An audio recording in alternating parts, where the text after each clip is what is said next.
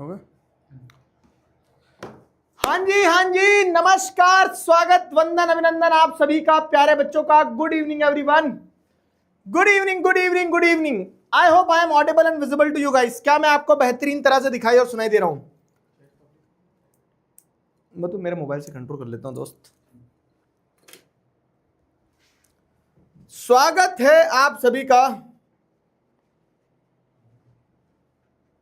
स्वागत स्वागत स्वागत।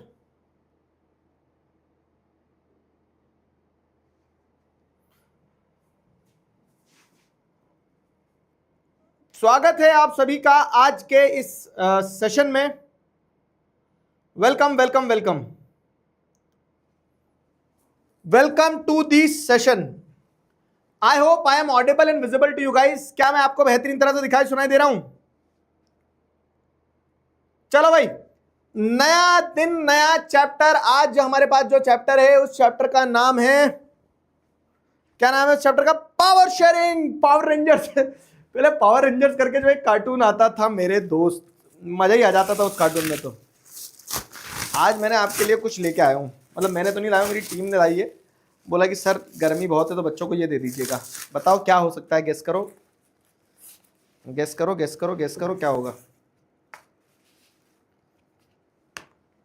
गैस करो, गैस करो। गर्मी बहुत है तो बच्चों को ये दे दीजिएगा सर, ऐसा बोला था उन्होंने। बताओ। पावर शेयरिंग तक अपन ने सिविक शुरू नहीं किया था, तो एक एक चैप्टर हमारे सारे हो चुके हैं। नोट्स मिल गए? क्यूट क्या है? क्यूट, हाँ क्यूट वाले नोट्स मिल गए। कौन से चैप्टर के? तो हमारा the rise of nationalism in Europe कल हो चुका है complete. Rise of nationalism in Europe का चैप्टर का सबका पार्ट कंप्लीट हो गया है। सोशल साइंस का उसके पीडीएफ भी आ गए। रिवीजन नोट्स के 3 पीडीएफ, रिवीजन नोट्स के 3 पीडीएफ। जैसे अगर आप देखोगे ना तो जाओगे आप 10th में, सोशल साइंस में, सोशल साइंस की क्लास सबसे आगे चल रही है क्या? हाँ यार, लग तो मुझे भी हो रहा है। देखो ना, सोशल साइंस की क्लास के 24 वीडियो के साथ में सबसे आगे सोशल साइंस की क्लास। और सोशल साइंस की क्लास के रिवीजन नोट्स में जाओगे तो rise of nationalism in Europe है ना। आबरा कडाबरा, आबरा कडाबरा कर रहा हूँ, लेकिन हाँ हो गया। तो ये रिवीजन नोट्स है सोशल साइंस के, ये वाले चैप्टर के, अपने rise of nationalism in Europe के अपडेटेड। ठीक है, अब पावर शेयरिंग के चैप्टर पढ़ेंगे, इसका डब्ल्यूपीपी करेंगे, फिर इसके नोट्स दूंगा। तब तक आप जो मैं आपके लिए लेके आया हूं वो बताता हूं मैं आपको। तब तक आप मिल गए आइसक्रीम? ना बे, आइसक्रीम कहां से? तब तक आप जल पीजिए ठीक है, तब तक आप जल पीजिए। डन। चलो, गर्मियों के दिन है तो जल पीते रहना मेरे दोस्त। मेलोडी चाहिए इनको। रिसोर्सेस के रिवीजन नोट्स नहीं खुल रहे हैं। रिवीजन नोट्स सारे हैं बाबू, सारे खुल रहे हैं। तुम एक बार चेक करो। फा हो गया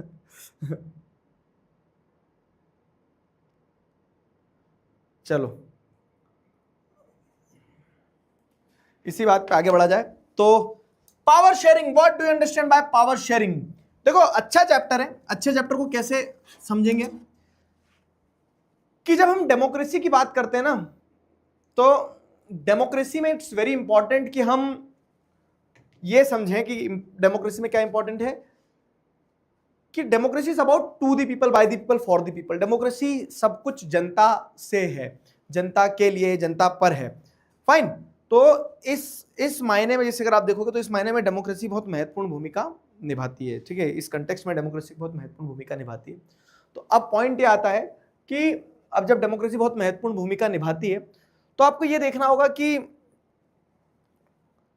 डेमोक्रेसी के अलग अलग एस्पेक्ट्स, जैसे पावर शेयरिंग है, फेडरलिज्म है, डेमोक्रेसी क्या बोल सकते हैं, जेंडर, रिलीजन, कास्ट है।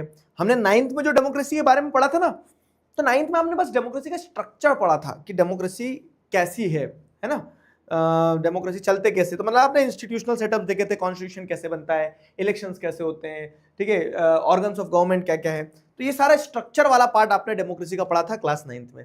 अब 10th में आप क्या करोगे ना, डेमोक्रेसी के अलग अलग एस्पेक्ट्स देखोगे कि डेमोक्रेसी में पावर शेयरिंग कितनी इंपॉर्टेंट है।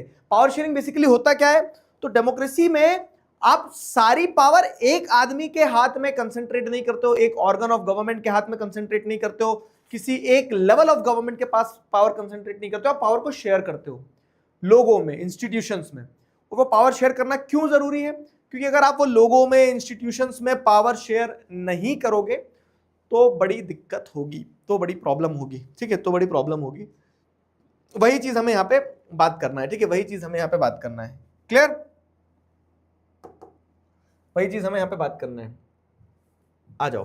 तो with this chapter we resume the tour of democracy. With this chapter we resume the tour of democracy that we started last year. ठीक है, we noted last year in the democracy all powers does not rest with any one organ of the government. जैसे हमने देखा था ना पिछले साल, legislature होती है, एग्जीक्यूटिव होती है, जुडिशरी होती है, 9th में पढ़ा था, ध्यान आ रहा है? तो वही चीज हम यहाँ पे पढ़ने वाले हैं, एक an intelligent sharing of power among legislature, executive and judiciary is very important to the design of a democracy. मतलब आप पावर को बहुत इंटेलिजेंटली अगर शेयर करोगे तो वो आपके लिए बहुत इंपॉर्टेंट होगा, डेमोक्रेसी के लिए बहुत इंपॉर्टेंट होगा। In this and the next 2 chapters we carry this idea of power sharing forward. ठीक है, तो इस चैप्टर में और आगे आने वाले 2 चैप्टर्स में हम इसी आइडिया को कैरी फॉरवर्ड करेंगे कि कैसे पावर डेमोक्रेसी में शेयर होती है। We start with 2 stories. We'll start with 2 stories. Belgium और श्रीलंका की 2 कहानियां होगी। Both these stories are about how democracies handle demands for power sharing. ये दोनों स्टोरीज ये बताती है कि डेमोक्रेसी जो है पावर शेयरिंग की डिमांड्स को कैसे हैंडल करती है। ठीक है, कि एक जगह आप देखेंगे तो पावर शेयरिंग हुआ, एक जगह पावर शेयरिंग नहीं हुआ, वो वाले एस्पेक्ट्स आपको देखने को मिलेंगे। ठीक है, the stories yield some general conclusion about the need for power sharing in the democracy. This allows us to discuss various forms of power sharing and will be taken up by the following 2 chapters. तो basically ये जो पूरा paragraph है, इस पूरे paragraph में आपको एक इंट्रो ही दिया गया है। इस पूरे पैराग्राफ में एक इंट्रो ही दिया गया है, जिस इंट्रो के थ्रू ये बताने की कोशिश की गई है कि हम 2 कहानियां देखेंगे, एक बेल्जियम की, एक श्रीलंका की। दोनों कहानियों से हम समझेंगे कि पावर शेयरिंग क्यों जरूरी है, पावर शेयरिंग के क्या फायदे हो सकते हैं, और क्या फायदे के बाद में हम ये देखेंगे कि किस किस तरह से पावर शेयर होती है। ये पूरे चैप्टर की रूपरेखा है। ठीक है, ये पूरे चैप्टर की फ्रेम है। समझ गए? ये पूरे चैप्टर की फ्रेम है। क्लियर हुआ?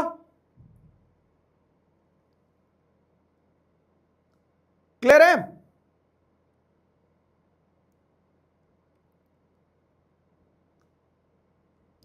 समर वेकेशन कब स्टार्ट हो गया बताएंगे। चलो इसी बात पे जल पीजिए, जल पी ले जाए इसी बात पे। नया खेल सिखा दिया आप दिग्राजर को।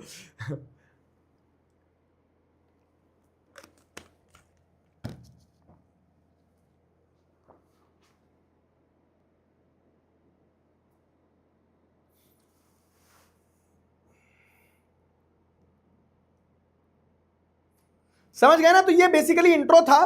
अब हम चैप्टर पे कूदते हैं, तो बेल्जियम और श्रीलंका की कहानी के साथ।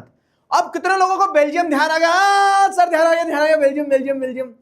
हिस्ट्री में पढ़ा था अपन ने, अभी 2 दिन पहले पढ़ा था बेल्जियम क्या है। तो जैसे यूरोप में आप देखेंगे तो यूरोप में ये फ्रांस है, और फ्रांस से लगा हुआ ऊपर यहाँ पे ये बेल्जियम नाम का देश है, ये ऐसा है बेल्जियम है।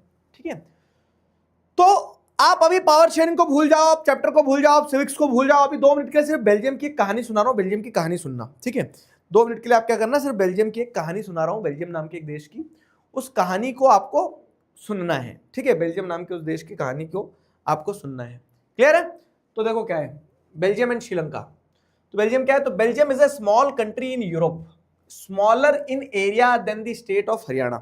ठीक है, बेल्जियम एक बहुत छोटा देश है। ठीक है, Belgium is a small country, smaller in area than Haryana. Haryana जो है ना, हरियाणा से है, तो हरियाणा से भी छोटा एक देश है। ठीक है, हमारा तो हरियाणा एक राज्य है, वो हरियाणा से भी छोटा एक देश है। और जूम कर देता हूं जरा, दिखेगा नहीं तुम्हें। ठीक है, बेल्जियम की कहानी बता रहे हैं वहां पे। तो it has borders with France, Netherlands, Germany and Luxembourg. तो ये 4 देशों के साथ ये बॉर्डर शेयर करता है। जैसे ये बेल्जियम है, तो बेल्जियम, फ्रांस, जर्मनी, ठीक है, यूनाइटेड किंगडम ऑफ नीदरलैंड से तो अलग होकर आया था ना वो, यूनाइटेड किंगडम ऑफ नीदरलैंड से, लक्समबर्ग, ऐसे 3-4 देशों के साथ में बॉर्डर शेयर करता है। 4 देशों के साथ ये बॉर्डर शेयर करता है। बीच में धसा हुआ एक लैंडलॉक कंट्री है। It has a population of little over 1 crore, about the half of the population of Haryana. Haryana की पूरी पॉपुलेशन 2 करोड़ होगी, यहाँ की पॉपुलेशन 1 करोड़ है, ठीक है, हरियाणा से कंपैरिजन कर दिया उसका। तो इतना छोटा स्केल पे बता रहे, एक छोटा सा कंट्री है, ठीक है। अब हो क्या रहा है, लेकिन इस छोटे से कंट्री में क्या है, the ethnic composition of this small country is very complex. Problem is, क्या है problem? Problem is the ethnic composition of this small country is very complex. Ethnic composition मतलब क्या है कि यहाँ जो लोग रहते हैं ना, वो लोगों का कंपोजिशन जो है वो बड़ा कॉम्प्लेक्स है। लेकिन कैसे लोगों का कंपोजिशन बड़ा कॉम्प्लेक्स है? तो the ethnic composition of this small country is very complex. तो यहां आपको देखने को मिलता है, of the country's total population 59% of the total population जो है lives in the Flemish region and speaks Dutch. Total population में से 59% ऑफ द पॉपुलेशन जो है वो फ्लेमिश रीजन में रहती है, ठीक है। तो of the total population 59% population जो है वो फ्लेमिश रीजन में रहती है और डच भाषा बोलती है। फ्लेमिश रीजन में रहती है और डच भाषा बोलती है। समझ में आ रहा है? टोटल पॉपुलेशन में से 59% पॉपुलेशन फ्लेमिश रीजन में रहती है। फ्लेमिश रीजन क्या है? फ्लेमिश रीजन मतलब जैसे अगर आप देखोगे तो ये 2 क्षेत्र में बांट दिया गया है। येलो कलर जो है वो फ्लेमिश रीजन है और ये जो रेड कलर दिख रहा है आपको, ये वेलोन रीजन है, ठीक है। रेड कलर वाला ये पूरा का पूरा क्या है? वेलोन रीजन, और ये येलो कलर वाला जो है ये फ्लेमिश रीजन है।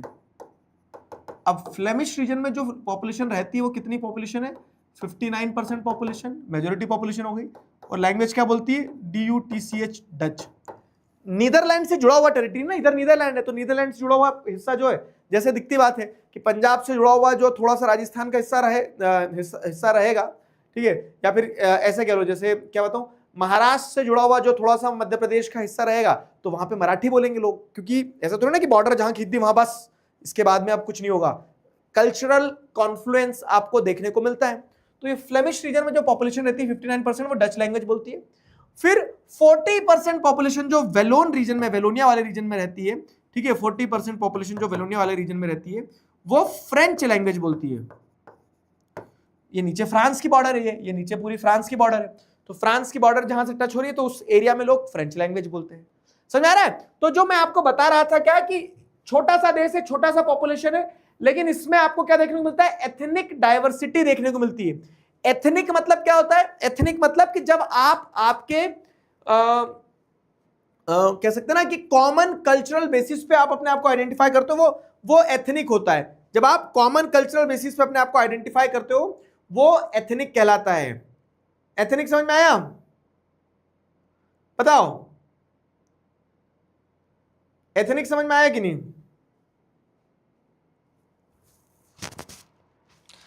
बताओ बताओ।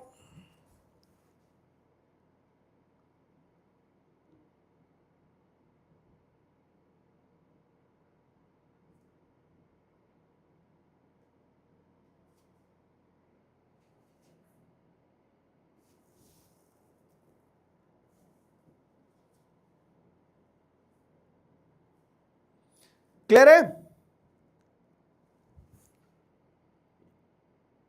एक बार फिर बता दूं, बेसिकली क्या होता है ना, जैसे हम बोलते हैं कि अलग अलग नस्ल है लोगों की। नस्ल कैसे पता लगाओगे आप? तो ethnicity is something which is based on the common cultural basis, ठीक है, कि आपके और हमारे बीच में अगर मान लो भाषा सेम है तो हम उस भाषा के हिसाब से एक एथनिक ग्रुप हो गया कि हम हिंदी स्पीकिंग ग्रुप हो गया। जैसे आपने 9th में पढ़ा था क्या कि लोगों की रेस होती है, नॉर्डिक जर्मन आर्यन रेस के लोग जो हैं तो वो क्या कहलाए, मतलब आर्यंस कहलाए, तो वो एक एथनिसिटी हो गई है। तो यहाँ आप देख रहे हैं तो बेल्जियम में भी अलग अलग एथनिक कंपोजिशन देखने को मिलेगा कि फ्रेंच भाषा बोलने वाले लोग हैं, डच भाषा बोलने वाले लोग हैं। 59% पॉपुलेशन जो है फ्लेमिश रीजन में रहती है, डच भाषा बोलती है, ठीक है। अनदर 40% पॉपुलेशन जो है तो वो क्या है, वेलोनिया वाले रीजन में रहती है और फ्रेंच लैंग्वेज बोलती है। अब देखो कि 59 और 40 हो गया, 1% बच रहा है। तो जो रिमेनिंग 1% पॉपुलेशन है, तो remaining 1% of the population speaks Belgian language, ठीक है। तो ये बेल्जियम से लगी हुई जो टेरिटरी है, ये वाला पार्ट जो सॉरी, रिमेनिंग 1% ऑफ द बेल्जियंस, मतलब जो बेल्जियम की पॉपुलेशन उसे बेल्जियंस कहा जाएगा। तो वो जो जर्मनी से लगी हुई टेरिटरी है, ये जर्मनी से लगा हुआ जो हिस्सा है, तो रिमेनिंग 1% पॉपुलेशन यहां रहती है। और ये रिमेनिंग 1% पॉपुलेशन कौन सी भाषा बोलती है? ये रिमेनिंग 1% पॉपुलेशन बोलती है डच हो गया, फ्रेंच हो गया, ये जर्मन पॉपुलेशन है, ठीक है, जर्मन लैंग्वेज बोलती है, ठीक है, ये पॉपुलेशन जो है ये जर्मन लैंग्वेज बोलती है। बेल्जियम और श्रीलंका ही क्यों लिया एग्जांपल में, इसका कारण बता रहा हूं, क्योंकि हम जब चैप्टर पढ़ेंगे तो आपको समझ में आएगा कि दोनों ही ऐसे देश हैं जिन देशों में आपको देखने को मिलता है कि जो डाइवर्सिटी है, ठीक है,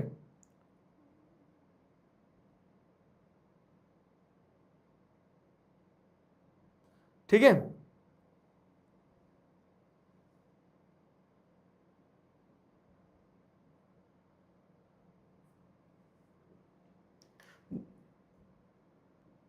जो दोनों ही देश हैं यहां पे एथनिक डाइवर्सिटी है, समझ में आया?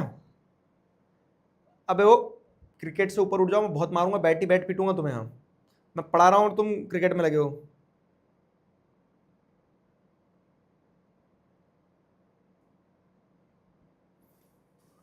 दोनों ही देश में जो आइडेंटिटी है वो मतलब दोनों ही देशों की जो सिचुएशन है वो आपको दर्शाती है कि कैसे अलग अलग लोग हैं और उनके बीच में पावर शेयर हुई है नहीं हुई है। एक केस पावर शेयरिंग का, एक केस पावर शेयरिंग का नहीं है, तो उनके बीच में जो लड़ाई दंगे हुए ना, उसके कंटेक्स्ट में यहाँ पे चीजें समझाएगी, इसके लिए 2 कंट्री उठाए गए। तो अब क्वेश्चन बनता है, explain the ethnic composition of Belgium. तो आपको समझ में आया ना कि बेल्जियम एक छोटा सा कंट्री है, हरियाणा के बराबर का, यूरोपियन कंट्री है, उसमें 59% पॉपुलेशन फ्लेमिश रीजन में रहती है, डच भाषा बोलती है, 40% पॉपुलेशन वेलोनिया रीजन में रहती है और फ्रेंच लैंग्वेज बोलती है।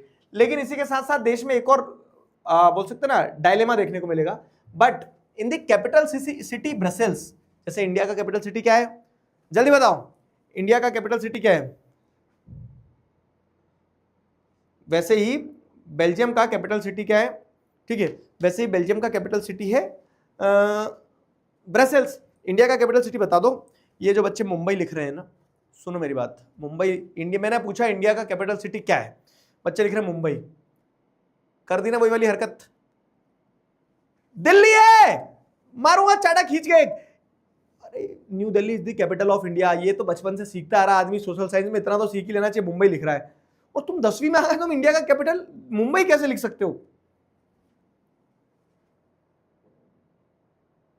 हाँ, तो जैसे हमारा कैपिटल न्यू दिल्ली है वैसे ही Brussels is the capital of Belgium. तो अब लेकिन बेल्जियम का जो कैपिटल है ना ब्रसेल्स, वहां थोड़ा केस अलग है, ठीक है, ये कैपिटल सिटी है। तो जैसे हमने देखा ना कि कंट्री में 59% डच भाषा बोलने वाले लोग हैं और 40% डच फ्रेंच लैंग्वेज बोलने वाले लोग हैं, कैपिटल सिटी में केस अलग है, 80% फ्रांस मतलब फ्रेंच लैंग्वेज बोलते हैं और 20% डच लैंग्वेज बोलते हैं। मतलब जो कंट्री में मेजोरिटी में है वो कैपिटल सिटी में माइनॉरिटी में, जो कैपिटल सिटी में मेजोरिटी में है फ्रेंच स्पीकिंग, वो कंट्री में माइनॉरिटी में है। उल्टा पुल्टा, उल्टा पुल्टा ऐसा सिस्टम है यहाँ पे, है ना। तो ये उल्टा पुल्टा सिस्टम जो है, अब इसी के साथ साथ और दिक्कत क्या है ना कि जो फ्रेंच स्पीकिंग माइनॉरिटी कम्युनिटी है पूरी कंट्री में, तो फ्रेंच 40% लोग ही बोलते हैं, तो जो French speaking minority community is relatively rich and powerful, कम लोग हैं लेकिन इनके पास पैसा और पावर ज्यादा है, और जो ज्यादा पॉपुलेशन है डच स्पीकिंग पॉपुलेशन ज्यादा है, तो इसीलिए क्या होता था, तो जो डच स्पीकिंग पॉपुलेशन थी तो दे resented the Dutch, this was resented by the Dutch speaking community who got the benefit of economic development and education much later। तो जो डच स्पीकिंग कम्युनिटी है उनको एजुकेशन के और डेवलपमेंट के बेनिफिट्स बहुत बाद में मिले, लेट मिले, तो इसीलिए ये डच स्पीकिंग कम्युनिटी रेजिस्ट करती थी कि फ्रेंच स्पीकिंग कम्युनिटीज भले ही मेजोरिटी माइनॉरिटी में रही हो, उनकी पॉपुलेशन कम है लेकिन उनके पास पैसा और पावर ज्यादा है, ठीक है। दिस लेड, और इसी कारण से क्या हो रहा है आपको अब समझ में आ रहा ना कि कैसी एथनिक कंपोजिशन डाइवर्स थी, कोई कंट्री में ज्यादा है तो कोई कैपिटल सिटी में ज्यादा है, ठीक है, जो पॉपुलेशन में जो लोग कम है उनके पास पैसा पावर ज्यादा है, ठीक है। This led to tension between the Dutch speaking and the French speaking communities during the 1950s and 1960s, ठीक है, 1950 और 1960 के समय में। इसी के चलते आपको क्या देखने को मिलता है कि इनके बीच में टेंशन डेवलप होती है, 1950 और 1960 के दशक में इन लोगों के बीच में टेंशन डेवलप होती है। The tension between the two communities was more acute in Brussels, ठीक है, और जो कैपिटल सिटी थी वहां पे टेंशन और एक्यूट थी, क्योंकि वहां पे क्या है, वहां पे जो प्रोपोर्शन था 80-20 का था, तो फ्रेंच वहां डोमिनेट करने की कोशिश करते थे। Brussels presented a special problem, the Dutch speaking people constituted a majority in the country but minority in the capital, है ना। तो डच स्पीकिंग कम्युनिटी जो पूरी कंट्री में तो मेजॉरिटी में थी, कैपिटल सिटी में माइनॉरिटी में थी। तो इस तरह से क्या है आपको देखने को मिल रहा है कि अलग अलग कम्युनिटीज जो है तो उनके बीच में टेंशन डेवलप होने के चांसेस पूरे पूरे थे। अब मुझे आप बताओ, अभी अपने चैप्टर आगे नहीं पढ़ा, क्या लगता है आपको इनके बीच में लट्ठे चल गए होंगे, मारपीट हो गई होगी, क्यों? क्योंकि ऑब्वियस है कि जो कंट्री में ज्यादा है वो कैपिटल में कम है, कैपिटल में जो ज्यादा है वो कंट्री में कम है, जो कम लोग हैं उनके पास में पैसा पावर ज्यादा है, जो ज्यादा लोग हैं वो उनको ऐसे देखते थे इनका पैसा पावर छुड़ा लूं, क्या क्या कर लूं, है ना। तो chances of getting into the conflicts are very high. इस सिनेरियो में हमें समझ में आ रहा है कि भाई कभी भी लड़ सकते हैं, कट मर सकते हैं एक दूसरे के ऊपर, हो हा ही हो सकता है। समझ में आया? बेल्जियम का एथनिक कंपोजिशन क्लियर हुआ? बताओ जल्दी बताओ, बेल्जियम का एथनिक कंपोजिशन क्लियर होगा? Tell me fast.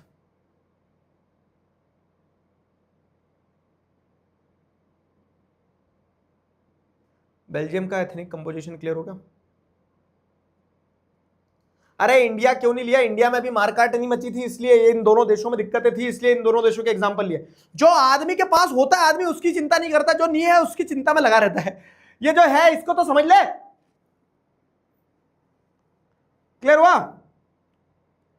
तो ये हमने बेल्जियम का केस देखा, ठीक है। अब आ जाओ श्रीलंका का केस। तो let us compare this to the situation in another country, और वो अनदर कंट्री कौन सा है? श्रीलंका। श्रीलंका भाई साहब एक प्यारा देश हमारे बाजू में। इंडिया का मैप लेने जाओगे तो श्रीलंका का तुम्हें क्या करेंगे, फ्री में मिल जाएगा, है ना। तो इंडिया के बाजू में, जैसे जब इंडिया का मैप खरीदते हो तो इंडिया के मैप में तुम्हें दिखता है ना नीचे की तरफ, और ये सुन लो मेरी बात, अलग कंट्री है, हमारा आइलैंड नहीं है। आधे बच्चे तो सोचते हैं श्रीलंका हमारे आइलैंड है। मान लिया हमारे हनुमान जी एक बार छलांग लगा के पहुंच गए थे, लेकिन हमारा आइलैंड नहीं है, वो दूसरा देश है। तो ये रहा श्रीलंका, एक छोटा सा कंट्री, ठीक है। तो Sri Lanka is an island nation just a few kilometres off the southern coast of Tamil Nadu. Tamil Nadu, ये तमिलनाडु है, ठीक है। तमिलनाडु से बस थोड़े ही दूर पे ये जो आइलैंड है ये श्रीलंकन आइलैंड है। It has about 2 crore people, about the same as in Haryana, ठीक है। लगभग 2 करोड़ लोग हैं, similar to the population of Haryana, ठीक है। हरियाणा की पॉपुलेशन के बराबर बराबर का ये एक देश है। Like other Nations in the south Asian region, Sri Lanka has a diverse population, ठीक है। दूसरे देशों की तरह श्रीलंका में भी आपको क्या देखने को मिलता है? डाइवर्सिटी ऑफ पॉपुलेशन देखने को मिलता है। The major social groups are Sinhala speakers, जैसे हमने देखा ना फ्रेंच स्पीकर, डच स्पीकर्स हैं। तो श्रीलंका का एथनिक कंपोजिशन समझो, श्रीलंका में भी एथनिक डाइवर्सिटी है। मेजर जो लैंग्वेज स्पीकिंग ग्रुप्स है श्रीलंका में वो कौन कौन से? तो सबसे पहला जो लैंग्वेज स्पीकिंग ग्रुप है वो है 74%, मतलब प्रचंड बहुमत के साथ में सिन्हाला स्पीकर्स हैं, जो सिन्हली भाषा बोलते हैं, सिन्हली भाषा बोलते हैं वो सिन्हाला स्पीकर्स 74% पॉपुलेशन है, ठीक है। यहां पे अपन नोट करते चलते हैं, यूपीएससी में आएगा। 74% पॉपुलेशन जो है, 74% पॉपुलेशन क्या है? सिन्हाला स्पीकर्स है। फिर उसके बाद में आपको क्या देखने को मिलता है कि 18% पॉपुलेशन जो है, 18% पॉपुलेशन जो है वो कौन है? 18% पॉपुलेशन जो है तमिल, तमिल इल्दा, ठीक है। तमिल स्पीकर से 18% पॉपुलेशन। समझ में आया?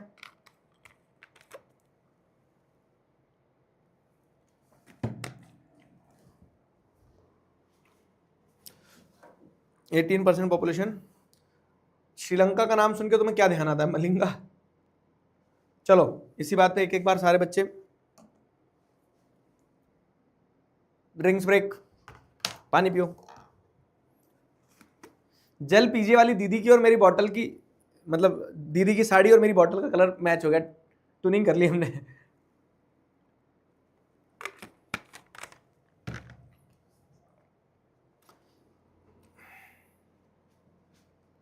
फ्लेमिश मतलब उस रीजन को कहा जा रहा है बाबू, फ्लेमिश रीजन, वेलोनिया रीजन।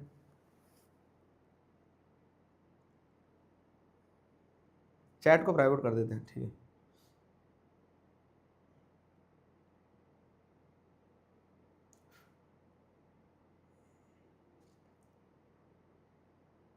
ये चैप्टर कितने लेक्चर?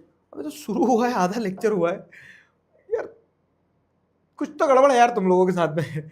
पढ़ने का मन नहीं करता क्या तुम्हारा? चैप्टर शुरू हुआ है, शुरू, उसमें आके पूछ रहे हैं।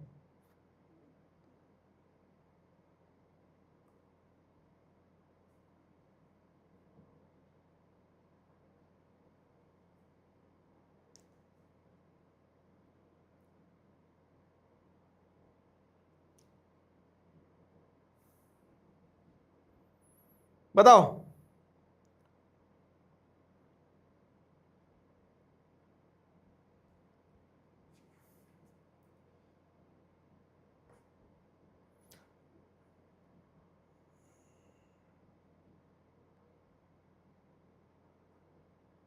ठीक है, हाँ, वेरी गुड,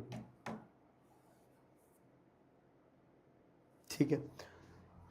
हाँ, तो क्या बता रहा था मैं तुम्हें कि 74% पॉपुलेशन जो है वहां की सिन्हली भाषा बोलती है। 18% पॉपुलेशन जो है तमिल लैंग्वेज बोलती है। अब तमिल लैंग्वेज बोलने वाले कैसे पहुंच गए सर वहां पे? तो देखो समझना, तमिलनाडु का जो कोस्ट है ना वो श्रीलंका के बहुत पास में ही है।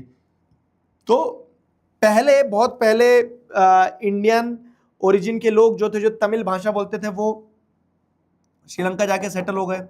तो वो श्रीलंका में रहने लगे, तो वो श्रीलंकन तमिल्स कहलाने लगे 700-800 साल पहले जो चले गए।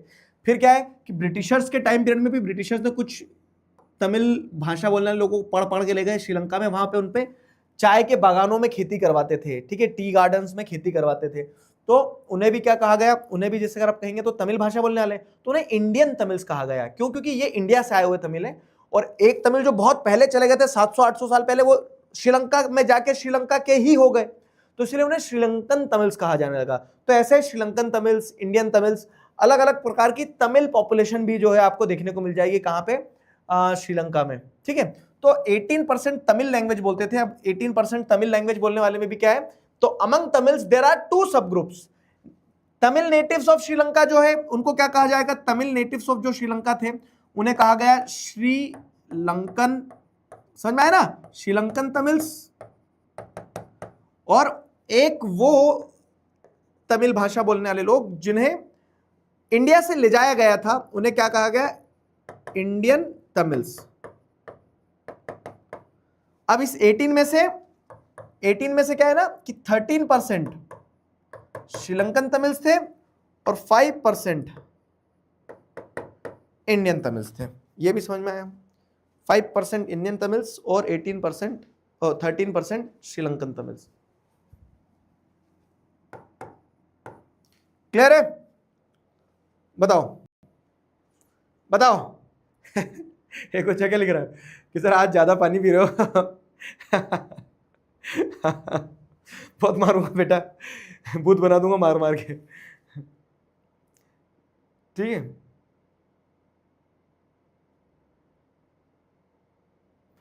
चलो।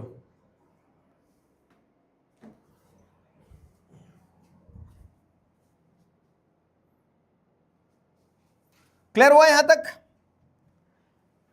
श्रीलंका का एथनिक कंपोजिशन देख रहे हैं तो हमने बेल्जियम का एथनिक कंपोजिशन देख लिया। श्रीलंका का एथनिक कंपोजिशन देख रहे हैं तो हमें देखने को मिल रहा है कि 74% सिन्हालाज हैं, 18% तमिल्स हैं।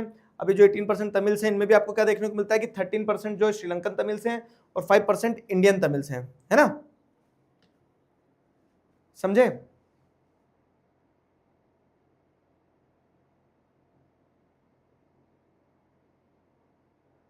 क्लियर हो गया? गुड। अब आगे बढ़े तो इसके बाद में क्या आता है कहानी? 13% श्रीलंकन तमिल्स और rest are the four fathers. Indian Tamils कौन है? देखो इंडियन तमिल्स की डेफिनेशन तुम्हें यहां मिल जाएगी। इंडियन तमिल्स की डेफिनेशन ये मिल जाएगी। तो 18% में से 13% तो आपके श्रीलंकन तमिल्स हो गए। The rest whose forefathers came from India as plantation workers during the colonial period. मतलब जिनके पूर्वजों को ब्रिटिशर्स ने पकड़ पकड़ के ले गए, प्लांटेशन वर्कर्स बना के ले गए कहां पे? श्रीलंका में, और श्रीलंका की प्लांटेशन फील्ड्स पे काम करवाया। उन्हें क्या कहा जाएगा? उन्हें इंडियन तमिल्स कहा जाएगा। तो 5% आर इंडियन तमिल्स, ठीक है। As you can see from the map, Sri Lankan Tamils are concentrated in the north and east of the country. Most of the Sinhala speaking population, हम ये पहले देख लो। तो अब जैसे अगर आप देखोगे ना, तो हमने जैसे देखा वेलोनिया रीजन और फ्लेमिश रीजन में अलग अलग जगह बटे हुए थे फ्रेंच और डच स्पीकिंग पॉपुलेशन। वैसे ही श्रीलंका में आपको क्या देखने को मिलता है कि जो श्रीलंकन तमिल्स हैं, तो कंट्री का ये नदन पार्ट नॉर्थ और कंट्री का ये ईस्ट, नॉर्थ और ईस्टर्न पार्ट में तमिल्स रहते थे। और कंट्री का ये जो पूरा का पूरा क्या है ना, पूरा सेंट्रल पार्ट जो है कह लो, आप कवर कर लो। इस पूरे सेंट्रल पार्ट में आपको क्या देखने को मिलता है? कंट्री के सिन्हालाज रहते थे, ठीक है। सिन्हलीज भाषा बोलने वाले लोग सिन्हालाज कहलाते हैं, तो वो सिन्हलीज रहते थे, ठीक है। तो ये कंट्री का ज्योग्राफिकल डिस्ट्रीब्यूशन ऑफ पॉपुलेशन आपको देखने को मिल जाएगा।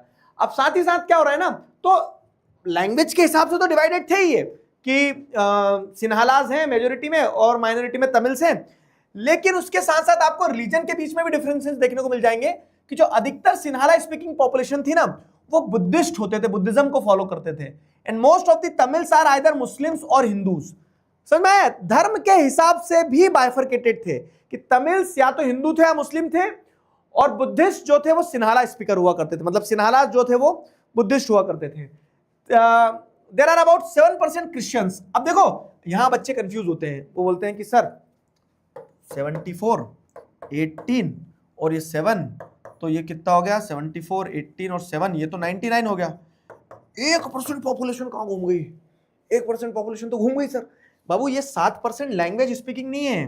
100% पॉपुलेशन अगर है, जैसे 100% पॉपुलेशन अगर है, तो 100% पॉपुलेशन में से आपको क्या देखने को मिलता है कि 74% सिन्हाला बोलते हैं, 18% तमिल बोलते हैं। अब जो बचा हुआ 8% है, तो बचा हुआ 8% अदर लैंग्वेजेस भी तो बोल सकते हैं, ट्राइबल लैंग्वेजेस होती है, ठीक है, तो बहुत सारी दूसरी भाषाएं भी हो सकती है, तो वो दूसरी लैंग्वेजेस भी बोल सकते हैं ना। तो ये 8% जो पॉपुलेशन बची है वो दूसरी लैंग्वेज बोलती थी। अब ये क्या कह रहे हैं कि 7% पॉपुलेशन ऐसी थी, जैसे बता रहे हैं ना कि most of the Sinhalas Buddhist है, most of the Tamils Hindus और मुस्लिम्स है, लेकिन 7% लोग ऐसे भी, मतलब इस पूरे टोटल पॉपुलेशन में आप देखोगे, ठीक है, इस पूरे टोटल लैंग्वेज स्पीकिंग ग्रुप में देखोगे तो 7% ऐसे हैं, 7% ऐसे हैं जो ना बुद्धिस्ट है, ना हिंदू है, ना मुस्लिम है, वो क्रिश्चियंस है, ठीक है, क्रिश्चियंस है, और जो क्रिश्चियंस है वो तमिल और सिन्हाला दोनों भाषा में से कुछ बोलते थे, ठीक है, who are both Tamil and Sinhala. तो ये लैंग्वेज बताते बताते रिलीजन बता दिया, और ये बता दिया कि रिलीजन में भी बुद्धिस्ट हो गए, हिंदूज हो गए, मुस्लिम्स हो गए, most of the Buddhist are Sinhalas, most of the Tamils are Hindus और मुस्लिम्स, और 7% पॉपुलेशन कंट्री की टोटल पॉपुलेशन में से क्रिश्चियंस हैं, जो कि इन्हीं 74 और 18 में आ जाती, क्योंकि वो क्रिश्चियंस या तो तमिल है या तो सिन्हाला है। बहुत ज्यादा दिमाग नहीं लगाना है, तुमसे इतना गणित नहीं पूछा जाएगा, तुम्हें पूछा जाएगा तो तुम्हें 4 पॉइंट लिखना है बस, सिंपल 4 पॉइंट। क्या लिखना है कि सिन्हालास का कंपोजिशन, तमिल्स का कंपोजिशन, तमिल्स में श्रीलंकन तमिल्स और इंडियन तमिल्स हैं, उसके अलावा एक पॉइंट क्या रहेगा कि सिन्हालास जो है तो वो बुद्धिस्ट है, ठीक है, और तमिल जो है तो वो या तो हिंदू है और मुस्लिम है, और 7% पॉपुलेशन जो है वो क्रिश्चियंस हैं, क्रिश्चियंस जो कि दोनों की कैटेगरी में आ जाते हैं, क्रिश्चियंस बुद्धिस्ट भी हैं और क्रिश्चियंस दोनों की कैटेगरी में आ जाते हैं, या तो वो तमिल है या फिर क्रिश्चियंस दोनों की कैटेगरी में आ जाते हैं, या तो वो तमिल बोलते हैं या तो वो सिन्हाला बोलते हैं। सिंपल, समझ गए? क्लियर हुआ? बताओ,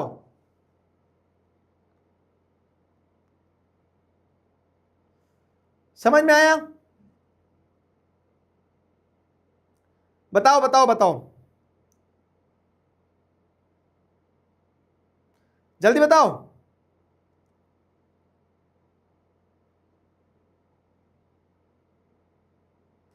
क्लियर हो गया?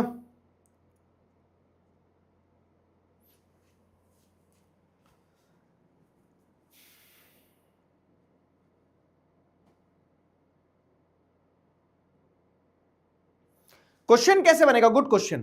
क्वेश्चन सीधे बनता है, एथनिक कंपोजिशन ऑफ श्रीलंका बताओ, एथनिक कंपोजिशन ऑफ बेल्जियम बताओ।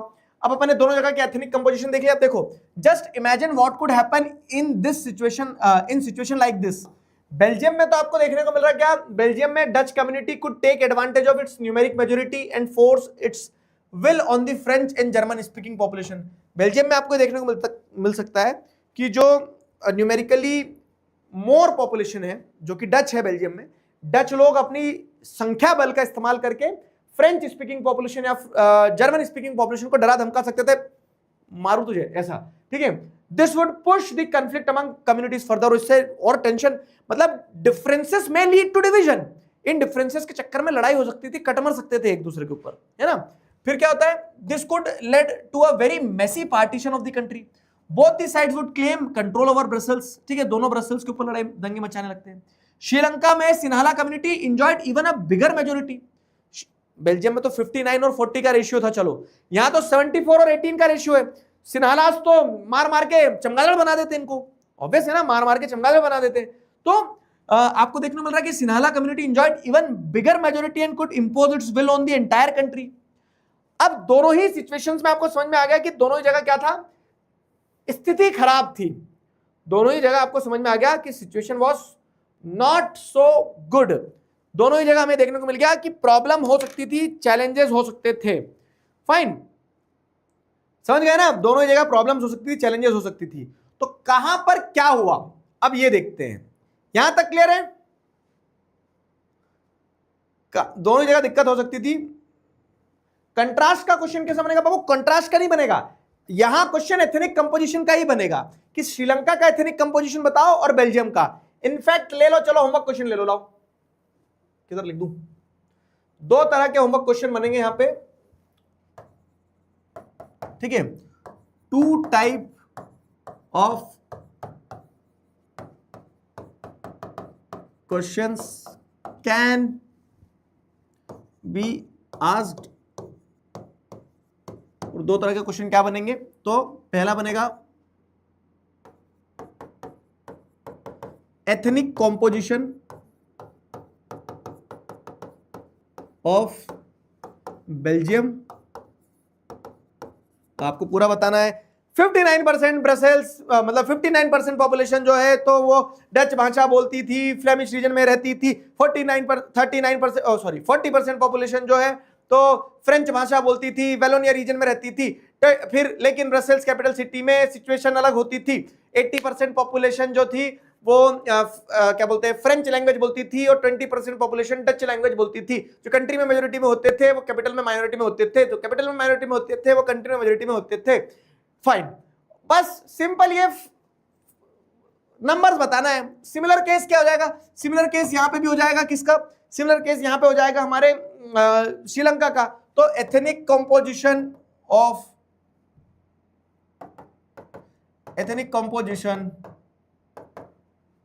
बेल्जियम हो गया, श्रीलंका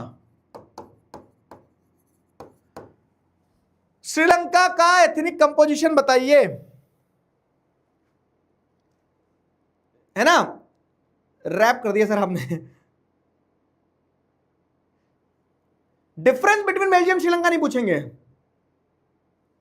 क्लियर हुआ?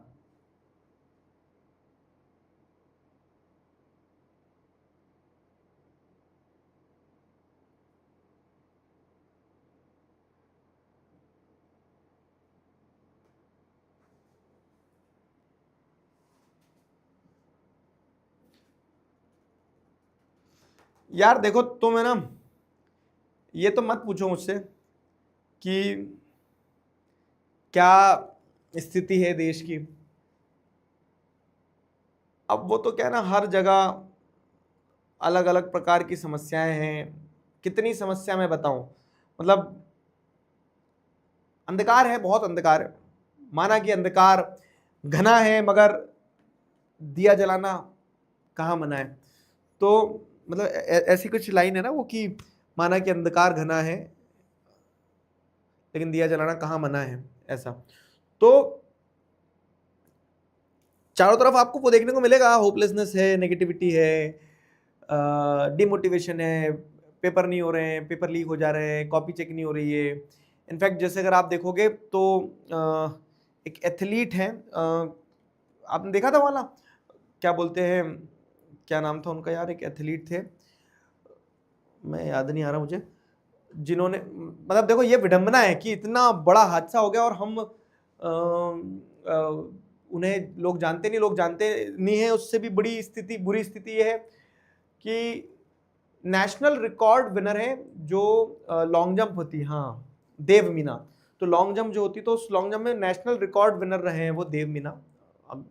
मतलब आई डोंट नो, आपने कोई वीडियो देखा नहीं देखा। थैंक्स टू सोशल मीडिया कि हमें सोशल मीडिया की एक ये पावर है कि जो बोल सकते हैं ना, अनटोल्ड स्टोरीज हैं, और अगर वो सच है और तो वो कहीं ना कहीं लोगों तक पहुंच ही जाती है। तो वो आदमी नेशनल रिकॉर्ड होल्डर है, एक एथलीट है देव मीना, और रिकॉर्ड बनाने के बाद में वो अपने पोल्स को ई रिक्शा में डाल के ले जा रहे हैं। मतलब बड़ा दुखद होता है कि वो अपने इक्विपमेंट्स को, ठीक है, अपने इक्विपमेंट्स को ई रिक्शा में लोड करके ले जाना पड़ रहा है। क्यों? क्योंकि उस स्पोर्ट्स की अहमियत नहीं समझी लोगों ने, उस व्यक्ति की अहमियत नहीं समझी जो नेशनल रिकॉर्ड होल्डर है। सैड रियलिटी, चाहे स्पोर्ट्स की बात हो, चाहे एजुकेशन की बात हो, मतलब हर दिन देखोगे तो आपको कहीं ना कहीं देखने को मिल जाएगा होपलेसनेस है। लेकिन बीइंग अ टीचर मुझे ऐसा लगता है यार मैं क्या कंट्रीब्यूट कर पा रहा हूँ इसमें, तो मैं ये कंट्रीब्यूट कर पा रहा हूँ कि मैं अपने क्लास में बहुत अच्छे से देश का भविष्य बनाने का प्रयास कर रहा हूँ कि कल को जब तुम बड़े हो जाओगे तो I can be optimistic about the future of the nation, कि यार नहीं, इन्हें सही तरह से बताऊंगा, ये ऑप्टिमिस्टिक रहेंगे। मतलब मेरे अंदर ये ऑप्टिमिज्म है कि इन्हें सही तरह से बताऊंगा तो ये समझेंगे, ईमानदारी को समझेंगे, मेहनत को समझेंगे, सिचुएशन को समझेंगे और सुधारेंगे। मतलब वही है ना कि it is the hope that keeps us alive. तो वो होप रखना पड़ती है कि यार ठीक है, जनरेशन बदलेगी, लोगों का माइंडसेट बदलेगा, पढ़े लिखे लोग रहेंगे सही। तो बाबू कुछ करो ना करो, नंबर आए ना आए, वो सारी चीजें तो क्या ना चलती रहेगी, जीवन है, जंजाल है। पता नहीं तुम्हारी कॉपी चेक होनी हो ढंग से, लेकिन ये है कि आप एक अच्छा इंसान तो जरूर बनना, क्योंकि we need good people in our country. ठीक है, we actually need good people in our country. मेरे से जो बन पाता है मैं वो करता हूँ। तुम लोगों ने एक डॉक्यूमेंट्री देखी जो हमने अभी कवर करी है सोशल ब्रेन्स पे रिसेंटली, ट्रांसजेंडर्स के ऊपर? हाँ, तो मतलब दी पॉइंट इज कि किसी तरह से हम होप एड ऑन कर पाए, लाइफ में एक मुस्कुराहट एड ऑन कर पाए। और वो करने का मतलब, मुझसे अगर कोई पूछे मेरा एंड गोल क्या, तो मेरा एंड गोल बस यही है कि जो करना था कर लिया, पैसा कमाना था कमा लिया। मतलब अब सिर्फ जीना है, इसलिए करना है, इसलिए कि हम कुछ बदलाव ला पाए। ठीक है, कुछ बदलाव ला पाए। ठीक है, अब चारों तरफ चीजें चलती है कि ये ऐसे है, वो ऐसे है, ये ऐसे है, लेकिन मुझे ऐसा लगता है कि ऐसे करो और अच्छा करते चलो बस। ठीक है, चलो आ जाओ। तो क्वेश्चन दे दिए मैंने तुम्हें, समझ में आया यहां तक? अब आ जाओ, मेजोरिटेरियनिज्म इन श्रीलंका अगला टॉपिक है, फटाक से उठाएंगे, कंप्लीट होगा। तो जब मैंने आपको एक सवाल के साथ छोड़ के गया था, और वो सवाल क्या था? वो सवाल ये था कि आपने दोनों देशों की कहानी देख ली, बेल्जियम की कहानी देख ली, श्रीलंका की कहानी देख ली। अब बेल्जियम और श्रीलंका की कहानी देखने के बाद में द थिंग इज कि दोनों जगह टेंशन है, दोनों जगह डाइवर्सिटी है, उस डाइवर्सिटी के चक्कर में दोनों जगह लठ चल सकते हैं, मारपीट मच सकती है। तो कहां क्या होगा, दिस इज द क्वेश्चन। कहां क्या होगा, कैसे होगा, दिस इज द क्वेश्चन। तो अब अगर हम देखें तो मेजोरिटेरियनिज्म इन श्रीलंका इस चीज को सपोर्ट करता है, इस टॉपिक को समझाता है कि श्रीलंका में जो डाइवर्सिटी थी, उस डाइवर्सिटी के चक्कर में वहां पे क्या हो गया, डिवीजन हो गया, लोग एक दूसरे से मारने काटने पे उतर आए। ठीक है, लोग एक दूसरे के अगेंस्ट में उतर आए। क्या हुआ श्रीलंका में? तो जैसे टॉपिक शुरू होता है एक शब्द के साथ में, मेजोरिटेरियनिज्म। पहले टॉपिक समझो, मेजोरिटेरियनिज्म का मतलब क्या होता है। तो मेजोरिटेरियनिज्म इज अ सिस्टम और अ बिलीफ, जहां पे ये माना जाता है, मेजोरिटेरियनिज्म इज अ सिस्टम और अ बिलीफ। एक आइज्म लगा तो एक आइडियोलॉजी बोल सकते हो। ठीक है, मेजोरिटेरियनिज्म इज अ आइडियोलॉजी, वहां पे majority community should be able to rule the country. आप ये मान रहे हो, एक ऐसा बिलीफ मान रहे हो कि जहां पे जो मेजोरिटी में लोग हैं ना, उन्हें कंट्री को रूल करना चाहिए। ठीक है, मेजोरिटी लोग जो हैं उन्हें कंट्री को रूल करना चाहिए। Majority community should be able to rule the country in whichever way it wants. मतलब जैसे रूल करना है वैसे रूल करो, disregarding the interest and the wishes and the needs of the minority. मतलब मेजोरिटेरियनिज्म एक ऐसा सिस्टम है जहां पे मेजोरिटी कम्युनिटी, जैसे श्रीलंका में सिन्हालास थे तो सिन्हालास रूल करें, जैसे रूल करना है वैसे रूल करो। आप माइनॉरिटीज के विशेस को, उनकी नीड्स को दबा दो, डरा दो, धमका दो, मार दो, पीट दो, कोई कुछ नहीं पूछेगा आपको। मतलब ये एक तरह से क्या हो गया ना, मेजोरिटी कम्युनिटी जो है जब डोमिनेट करके रूल करती है उसे मेजोरिटेरियनिज्म कहा जाता है। मेजोरिटेरियनिज्म समझ में आया? तो अब हेडिंग क्या कह रही है, मेजोरिटेरियनिज्म इन श्रीलंका। तो ऑब्वियस है कि श्रीलंका में पावर शेयर नहीं हुई होगी। जो मेजोरिटी कम्युनिटी थी, जो कि सिन्हालास थे, ऑब्वियस उन सिन्हालास ने क्या धूम मचाले कर दिया होगा। तो हम वो समझते हैं कि क्या करा सिन्हालास ने आखिरकार। तो Sri Lanka emerge as an independent country in 1948। हमारे आजाद होने के एक साल बाद आजाद होता है। The leader of Sinhala community sought to secure dominance over the government by the virtue of their majority। तो जब आजादी मिल गई तो जो सिन्हाला कम्युनिटी के लीडर्स थे उन्होंने अपनी डोमिनेंस स्टैब्लिश करने का ठान लिया कि हम डोमिनेट करेंगे, सिन्हाला कम्युनिटीज डोमिनेट करना चाहिए। ठीक है, by the virtue of majority. क्यों डोमिनेट करना चाहिए? क्योंकि हम ज्यादा है नंबर में। ठीक है भैया, तो उन्होंने क्या किया, एज द रिजल्ट जो डेमोक्रेटिकली इलेक्टेड गवर्नमेंट थी, they adopted a series of majoritarian measures. तो अब हुआ क्या कि जब वो अपनी डोमिनेंस स्टैब्लिश करना चाहते थे तो रिजल्ट के तौर पे क्या हुआ, series of measures were taken. ठीक है, कुछ कुछ कदम उठाए गए। किसके द्वारा कुछ कुछ कदम उठाए गए? श्रीलंकन कम्युनिटी के द्वारा, मेजोरिटी कम्युनिटी के द्वारा, टू स्टैब्लिश देयर डोमिनेंस। ठीक है, श्रीलंकन कम्युनिटी के द्वारा स्टेप्स उठाए गए कि वो अपनी डोमिनेंस को स्टैब्लिश कर पाए। ठीक है, सिन्हाला सुप्रीमेसी जो है उस सिन्हाला सुप्रीमेसी को स्टैब्लिश कर पाए। ठीक है, तो सिन्हाला सुप्रीमेसी को स्टैब्लिश करने के लिए in 1956 an act was passed to recognise Sinhala as the only official language. ठीक है, 1956 में सिन्हाला लैंग्वेज को ओनली ऑफिशियल लैंग्वेज रिकॉग्नाइज करने के लिए एक एक्ट पास किया। देखो अब क्वेश्चन क्या बनेगा यहां से, समझना। ये तो आपने देख लिया कि श्रीलंका ने मेजोरिटेरिज्म को फॉलो किया, तो हाउ, सवाल ये है कि how majoritarianism was practised, how majoritarianism was practised in Sri Lanka. ठीक है, तो हाउ में ये आएगा कि कैसे सिन्हालाज ने मेजोरिटेरिज्म को प्रैक्टिस किया। तो 1956 में एक एक्ट पास होता है जिसके चलते सिन्हाला लैंग्वेज को ओनली ऑफिशियल लैंग्वेज रिकॉग्नाइज किया गया। ठीक है, ओनली ऑफिशियल लैंग्वेज की तरह रिकॉग्नाइज किया। दस डिसरिगार्डिंग द तमिल, अब आपने जब सिन्हाला लैंग्वेज को ऑफिशियल लैंग्वेज रिकॉग्नाइज कर लिया तो बाकी लैंग्वेज बोलेगी हम क्या करें, जॉब छोड़ दे, क्योंकि बाकी लैंग्वेज को अब हमारी कंट्री में कोई भी नेशनल लैंग्वेज नहीं है। ऑफिशियल लैंग्वेज है तो ऑफिशियल लैंग्वेज तो सब है, हर जगह की जो रीजनल लैंग्वेज है उसको ऑफिशियल लैंग्वेज माना गया है, लेकिन नेशनल लैंग्वेज का हमारी कंट्री में कोई कॉन्सेप्ट नहीं है कि कोई नेशनल लैंग्वेज नहीं है। ठीक है, सारी लैंग्वेजेस को ऑफिशियल लैंग्वेज की तरह कंसिडर किया जा रहा है। तो यहां आपको क्या देखने को मिलता है, यहां आपको देखने को मिलता है कि the government followed a preferential policy that favored Sinhala applicants for university position and government jobs। तो सबसे पहले तो आपने सिन्हाला लैंग्वेज को ऑफिशियल लैंग्वेज डिक्लेयर कर दिया, तमिल्स को डिसरिगार्ड कर दिया। ये तो आपने पहली हरकत ये कर दी। दूसरी हरकत क्या करी आपने, the government followed preferential policy that favoured Sinhala applicants for university position in government jobs. ठीक है, गवर्नमेंट ने, आपको क्या देखने को मिलता है, गवर्नमेंट ने एक प्रेफरेंशियल पॉलिसी फॉलो करी which favoured Sinhala applicants for university position in government jobs. ठीक है, तो गवर्नमेंट ने एक प्रेफरेंशियल पॉलिसी फॉलो करी जिसके चलते गवर्नमेंट पोजीशन और गवर्नमेंट जॉब्स के लिए ये प्रेफरेंशियल पॉलिसी वाला सिस्टम फॉलो किया गया जिसमें सिन्हाला एप्लीकेंट्स को प्रेफरेंस दी जाएगी, मतलब जो होगा सिन्हालास के लिए होगा वैसा वाला सिस्टम कर दिया। ठीक है, a new constitution stipulated that the state shall protect and foster Buddhism. एक नया कॉन्स्टिट्यूशन बनाया जाएगा जिस नए कॉन्स्टिट्यूशन के हिसाब से, क्योंकि बहुत सारे सिन्हालास बुद्धिस्ट थे, तो बुद्धिज्म को प्रोटेक्ट करेगा स्टेट, मतलब गवर्नमेंट बुद्धिज्म के रिलीजन को प्रोटेक्ट करेगी और बुद्धिज्म को फॉस्टर करेगी, उसको ग्रो करवाएगी। हिंदू मुस्लिम क्रिश्चियन ये कहां गए, हिंदू मुस्लिम क्रिश्चियन कहां गए, है ना। तो ये सारे स्टेप्स लिए गए जिसके चलते वो मेजोरिटेरियन मेजर्स फॉलो किए गए जिसके चलते वो सिन्हाला डोमिनेंस को स्टैब्लिश कर पाए। अगर क्वेश्चन बनेगा तो आंसर लिख पाओगे मेरे लाल गोपाल, जल्दी बताओ।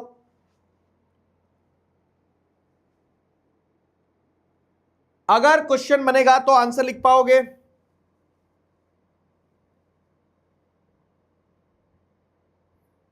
बताओ। पीरियोडिक टेस्ट 1 में सोशल साइंस में 34 आए हैं सर, अरे वाह मेरे शेर, वेरी गुड। आगे बढ़ाना है, नंबर को अपन खींचेंगे मैक्सिमम एक्सटेंट तक। देखो मैं बहुत बड़ी बात नहीं बोलता हूं, लेकिन एक चीज बोलता हूं, अगर तुमने जीवन में आज तक कभी भी सोशल साइंस से तुम्हें डर लगा है ना, तुम्हें ऐसा लगा है जीवन में आज तक कि यार सोशल साइंस जो है बहुत अच्छे से मैं परफॉर्म नहीं कर पा रहा हूं या नहीं कर पा रही हूं, तो आई कैन अश्योर यू, तुम्हें बस ईमानदारी से क्लासेस अटेंड करना है, जैसे जैसे बताते चल रहा हूं वैसे वैसे करते चलना है। वादा कर रहा हूं मैं, तुम भूल नहीं पाओगे सोशल साइंस को, तुम्हें मोहब्बत ना हो जाए सोशल साइंस से। दिगराज सर मूंछ कटवा देंगे जो बढ़ाने की कोशिश कर रहे हैं हम 2 महीने से। पॉइंट इज कि समय देना पड़ता है हर चीज को, चाहे वो सब्जेक्ट हो, चाहे वो गर्लफ्रेंड हो, चाहे वो कुछ भी हो, स्पोर्ट्स हो। ठीक है, जब तक आप समय नहीं दोगे तब तक कैसे आप क्या कर पाओगे कि बेटर कर पाओगे, समझे।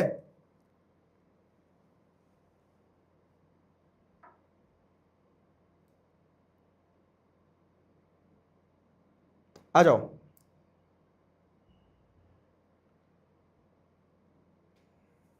चलो आगे बढ़ते हैं।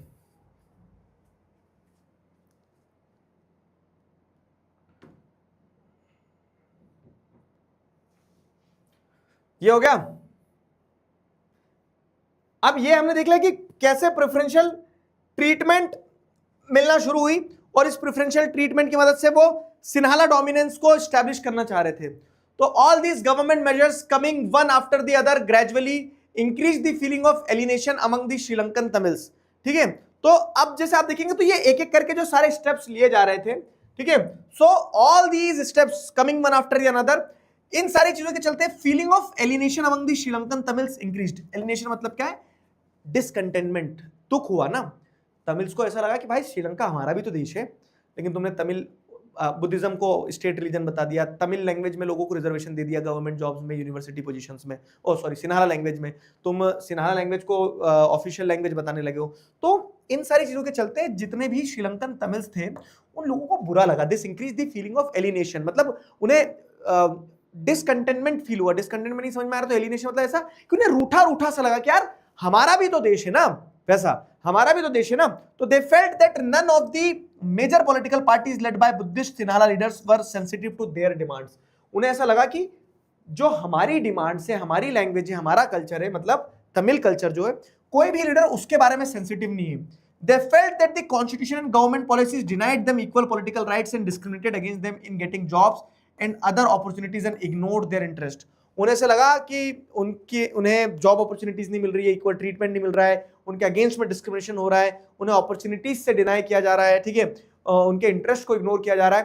तो ये चीज उन्होंने फील करी, ठीक है, ये चीज उन्होंने फील करी। अब जब ये सब कुछ फील कर रहे थे तमिल्स, तो अब वही ना कि मैं नाराज हूं, गुस्सा है, एंगर है। अब ये नाराज हूं, गुस्सा है, एंगर है, इसका आउटकम क्या निकल के आएगा? नाराज हूं, गुस्सा है, एंगर है, इसका आउटकम ये निकल के आएगा कि मैं आवाज उठाऊंगा, इसका आउटकम ये निकल के आएगा कि मैं विद्रोह करूंगा, इसका आउटकम ये निकल के आएगा कि मैं कह सकते हैं कि आई विल प्रोटेस्ट, ठीक है, इसका आउटकम ये निकल के आएगा कि मैं प्रोटेस्ट करूंगा। तो वही चीज आपको यहाँ देखने को मिलती है। तो they felt that the constitution and government policies denied them equal political rights, discriminated them against in getting jobs and other opportunities and ignored their interest, ठीक है। और जब ये फील हुआ तो उसके बाद में क्या हुआ, तो एज ए रिजल्ट, ठीक है, एज ए रिजल्ट आपको देखने को मिलता है। अभी क्वेश्चन बाद में करेंगे, पहले देख लेते हैं, इसको कंप्लीट कर लें पहले। As a result the relation between Sinhala and Tamil communities get strained, ठीक है। तो उसका आउटकम ये हुआ कि जब तमिल्स इग्नोर्ड होते रहे, सिन्हालास को ट्रीटमेंट मिलता रहा, तो तमिल्स और सिन्हालास के बीच में लड़ाई हो गई। उन्होंने बोला कि मैं तेरा दोस्त नहीं, तुम मेरा दोस्त नहीं, कट्टी कट्टी, इस टाइप से उनके बीच में टेंशन डेवलप हो गई। अब जो श्रीलंकन तमिल्स थे उन्होंने देखा कि यार हमारी तो कोई सुन नहीं रहा है, तो श्रीलंकन तमिल्स ने क्या करा, उन्होंने अपनी पार्टी बनाई खुद की, और उन्होंने खुद अपना स्ट्रगल लॉन्च किया to recognise Tamil as the official language. वो चाहते थे कि नहीं, तमिल भाषा को एक ऑफिशियल लैंग्वेज की तरह कंसिडर किया जाए, ठीक है।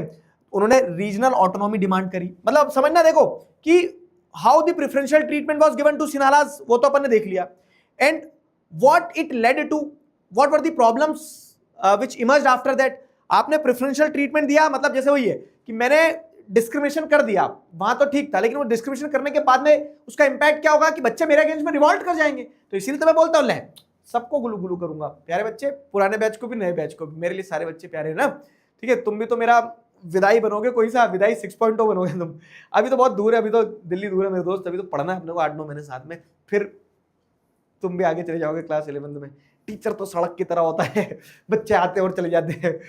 तो खैर, कमिंग बैक टू दिस, तो होता क्या है कि जब दोनों के बीच में टेंशन डेवलप हुआ due to the preferential treatment which was given by क्या बोल सकते हैं, सिन्हालास, ठीक है, सिन्हाला गवर्नमेंट के द्वारा जो स्पेशल ट्रीटमेंट दिया जा रहा था, उसी के चलते क्या है ना, तमिल्स को बुरा लगा और तमिल्स ने फिर क्या करा, रिएक्शन क्या रहा तमिल्स का। तो तमिल्स का ये रिएक्शन है, ये वाले पैराग्राफ से, जैसे अगर अपन यहां से देखें तो यहां से रिएक्शन है, रिएक्शन एंड डिमांड्स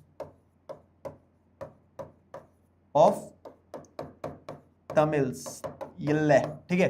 तो तमिल्स ने क्या डिमांड उठाई देखो, तो the Sri Lankan Tamils launched parties and struggles for the recognition of Tamil as the official language. उन्होंने मूवमेंट लॉन्च कर दिया कि तमिल को एक ऑफिशियल लैंग्वेज की तरह रिकॉग्नाइज किया जाना चाहिए, for regional autonomy and equality of opportunity in securing education and jobs. उन्होंने बोला कि हमें रीजनल ऑटोनॉमी मिलना चाहिए, मतलब कि नॉर्थ और ईस्टर्न पार्ट में हम रहते हैं तो उन पार्ट्स में हमें क्या है, थोड़ी सी रीजनल ऑटोनॉमी मिलना चाहिए, आजादी मिलना चाहिए, ठीक है, हमें एजुकेशन और जॉब्स में रिजर्वेशन मिलना चाहिए। तो इस तरह की डिमांड उठाना उन्होंने शुरू किया, ठीक है। But that demand for more autonomy to provinces populated by the Tamils were repeatedly denied. अब ये लोग डिमांड रखते थे और इनकी डिमांड को रिपीटेडली डिनाई कर दिया जाता था, कि ये बोलते थे कि जिन जगह पे हमारी पॉपुलेशन ज्यादा है वहां हमें थोड़ी ज्यादा पावर दे दो, लेकिन उनकी डिमांड्स को डिनाई करते जा रहे थे कौन, सिन्हालास। तो by 1980 several political organisation were form demanding an independent Tamil Eelam. Eelam का मतलब होता है तमिल भाषा में स्टेट। तो अब क्या होता है ना, वो ये कि मैं बोलूंगा कि मुझे ना आइसक्रीम खिला दो, मुझे ना आइसक्रीम खिला दो, मुझे ना आइसक्रीम खिला दो, और आप मेरी डिमांड को डिनाई करते जाओगे, नहीं खिला रहे, नहीं खिला रहे, नहीं खिला रहे, तो मैं एक दिन क्या बोलूंगा कि मुझे तुम्हारे साथ खाना ही नहीं है आइसक्रीम, मैं जा रहा हूं अपनी आइसक्रीम लेने अकेला, है ना। ऐसा तो नहीं करोगे ना तुम, तुम्हें खिलाऊंगा किसी दिन आइसक्रीम पक्का, मतलब तुम्हें कैसे खिलाऊंगा मैं, ऐसे लाके, ठीक है। चलो इसी बात पे ड्रिंक्स ब्रेक, इसी बात पे ड्रिंक्स ब्रेक हो जाए एक बार, गर्मी में पानी पीते रहना चाहिए मेरे दोस्त, समझना। तो अभी अभी माहौल बनेगा, अभी आगे क्या होता है देखते हैं।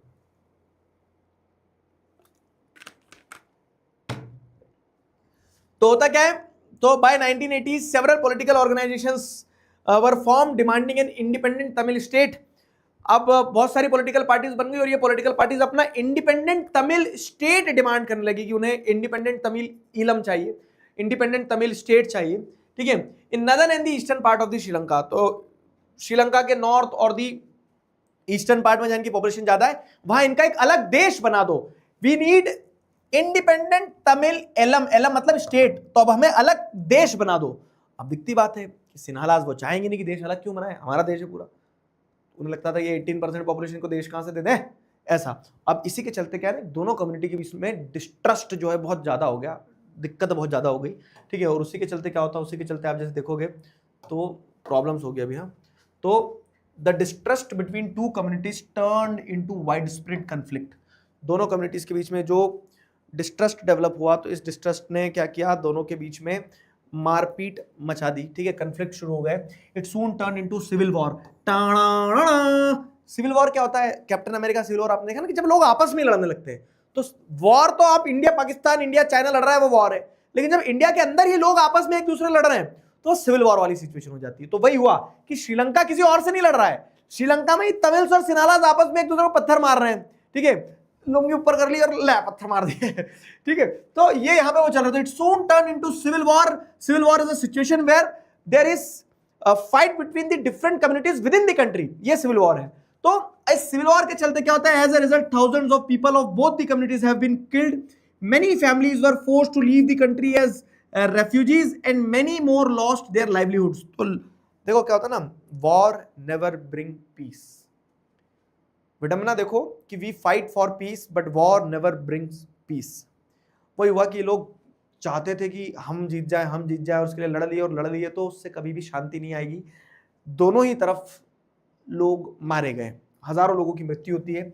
The civil war has caused a terrible setback to the social, cultural and economic life of the country and it ended in 2009। तो लंबे समय तक एक गृह युद्ध चलता रहा, सिविल वॉर, इंटरनल वॉर चलती रही, और इस इंटरनल वॉर का रिजल्ट ये हुआ कि काफी लोगों की जान गई। अल्टीमेटली 2009 में जाके सिविल वॉर एंड होता है, ठीक है। तो this was the majoritarianism in Sri Lanka. Majoritarianism कैसे फॉलो किया गया, उसका इम्पैक्ट क्या हुआ, और सिन्हालास की क्या, तमिल्स की क्या डिमांड थी, ये सारा सब कुछ अपन ने इस वाले पार्ट में देख लिया। तो इस एक्सपीरियंस को हमें देख के समझ में आया कि डाइवर्सिटी थी, पावर बराबर दी नहीं, जब पावर शेयरिंग नहीं करी तो ये स्थिति बनी, है ना। डाइवर्सिटी थी, पावर शेयरिंग बराबर हुई नहीं, और जब पावर शेयरिंग बराबर नहीं हुई तो ये स्थिति बनी। यहां तक समझ में आ गया सभी को, क्लियर हुआ। एक बच्चा पूछ रहा है कि सर इस बोर्ड पे आईपीएल देखने में तो बहुत मजा आता होगा ना। इस बोर्ड पे मैं तुम्हें पढ़ाने की कोशिश कर रहा हूं, तुम आईपीएल देखने की बात कर रहे हो। हाँ ये बड़े, चलो बताओ, क्लियर हुआ,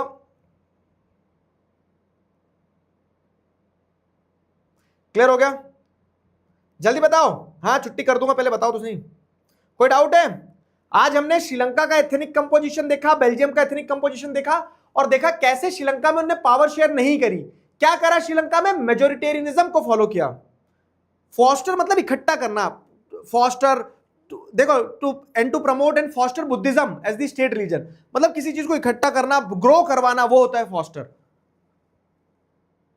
ठीक है। व्हाट इज LTTE मतलब liberation tiger of Tamil Eelam, मतलब क्या है कि ये एक पार्टी बनाई थी जो तमिल एरिया जो था ना, नॉर्थ और ईस्टर्न पार्ट, इसको अलग करवाना चाहते थे लड़के, वो था LTTE। इसको श्रीलंका ने टेररिस्ट ऑर्गेनाइजेशन बता दिया था, और क्योंकि लड़ रहे थे उनके एरिया को अलग देश बनाने के लिए, समझे। कल एकोमोडेशन ऑफ बेल्जियम पढ़ेंगे, कल बेल्जियम को देखेंगे। अब देखो डाइवर्सिटी श्रीलंका में थी, उनने डाइवर्सिटी का खिचड़ी बना दी, और बेल्जियम ने क्या करा, अब बेल्जियम ने क्या करा वो कल देखेंगे। ठीक है गाइस, चलो तो इसी बात पे आज के कार्य को यहीं समाप्त किया जाता है। तब तक अपना ध्यान रखो, मुस्कुराते रहो मेरे प्यारे बच्चे। आओ गुलू गुलू कर देता हूं। Will see you all tomorrow, bye bye, good night, love you, bye.